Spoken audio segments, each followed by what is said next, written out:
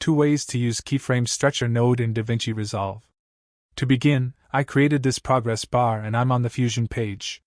Here you can see that it takes only 10 frames for the progress bar to fill up. We can use a Keyframe Stretcher to stretch this 10 frames animation to the entire length of the composition. Select the node that is connected to the media out, and press Shift plus space. Search for Keyframe Stretcher and add it. Set source start to 0 and source end to 10, stretch start to 0, and stretch end to 10. Now the animation lasts not 10 frames but for the entire length of the composition. In my case it lasts 150 frames. The good thing about this is that you can adjust the duration of this composition on the edit page and it still works fine.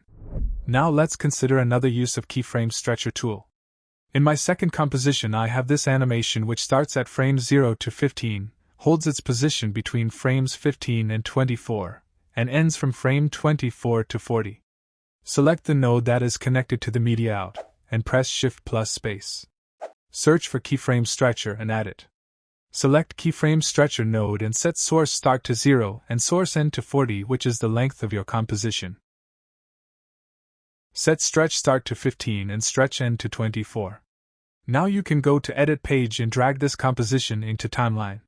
You can resize this layer, and the animation still works fine. 15 frames for the start of the animation, 15 frames for the ending part of the animation, and all other frames are the holding part of the animation.